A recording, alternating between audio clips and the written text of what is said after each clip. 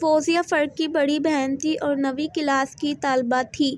دوسری طرف فرق پڑھائی میں ناکام تھا۔ وہ 7ویں کلاس میں مشکل سے پاس ہو کر 8ویں میں پہنچا تھا۔ فرق تفریح باز قسم کا لڑکا تھا۔ ہر وقت ٹی وی کے سامنے بیٹھا رہتا اور شام کو دوستوں کے ساتھ باہر آوارہ گردی کرتا تھا۔ ماں باپ فرق سے بہت تنگ تھے۔ شروع میں انہوں نے اسے سمجھایا مگر جب نہ مانا تو کئی بار اس کی پٹائی بھی کی، لیکن کوئی فائدہ نہ ہوا بلکہ وہ پہلے سے زیادہ بدتمیز ہو گیا۔ فوزیہ پڑھائی میں بھی اچھی تھی، ماں باپ اور اساتذہ کا کہنا بھی مانتی اور ہر سال امتحان میں فرسٹ بھی آتی۔ آج پھر ابو نے فرق کی پٹائی کی تو فوزیہ کو اس کی فکر ہوئی۔ آخر اس نے فوزیہ کو سمجھانے کی کوشش کی اور اس سے بڑے پیار سے بات کی۔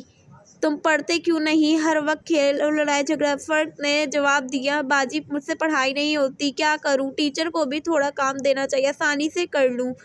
فوزیہ نے کہا، تم اپنا ہوم ورک نہیں کرتے، اس طرح کیسے ہوگا؟ چلو میں تمہاری مدد کروں گی، تمہیں بھی پڑھائی پر توجہ دینی چاہیے۔ فوزیہ سمجھ چکی تھی کہ فرق پڑھنا تو چاہتا ہے مگر کچھ گھبراتا ہے، چنانچہ فوزیہ ہوم ورک کرنے میں، مشکل سوال سمجھانے میں فرق کی مدد کرنے لگی۔ سب تو وہ خود ہی پڑھ چکی تھی، اس لیے سب سے بہت آسان تھا۔ فرق نے شروع میں تو اسے تنگ کیا مگر اس کی محنت رنگ لائی اور وہ پڑھائی میں توجہ دینے لگا۔ اس دوران فوزیہ نے فرق کو ان پڑھ لوگوں کے مسائل اور ناکامیوں سے آگاہ کیا۔ اس نے جو کچھ پڑھا اور سکھایا تو وہ سب فرق کو پڑھا دیا۔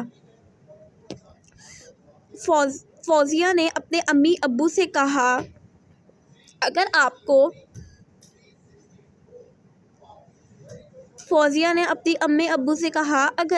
کو فرق پر غصہ آئے تو اسے مارنے کی بجائے پیار سے سمجھائیں۔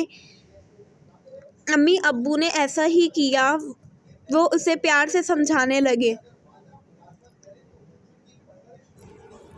فرق نے بھی کھیل کو چھوڑ کر اپنی پڑھائی پر توجہ دی۔ یہ سب فوزیہ کی محنت ہی تو تھی۔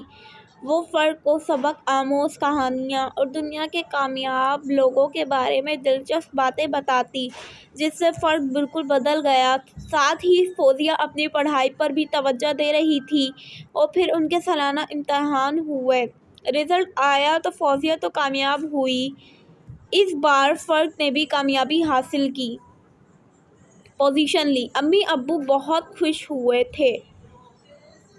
انہیں فرق کے لیے روپ میں نظر آیا تو انہوں نے خدا کا شکر ادا کیا کہ آخرکار ان کا بچہ راہ راست پر آ گیا ہے۔